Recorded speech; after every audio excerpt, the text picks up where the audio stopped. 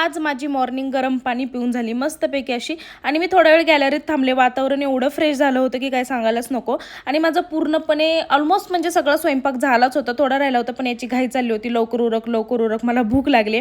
जेवण वगैरे झालं आणि हा चांगला झोपला होता, पण जिजाने सगळी त्याची झोपमोड केली. त्याच्या हातावरती जाऊन नाचायला लागली ती.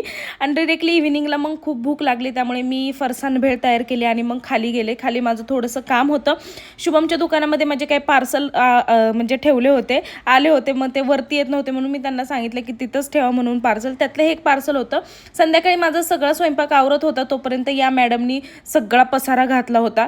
नंतर अमर घरी आला जेवायला, त्याला जेवण वाढलं पण तो येतच नव्हता, कारण हे दोघं अंधारामध्ये डान्स करत बसलेले.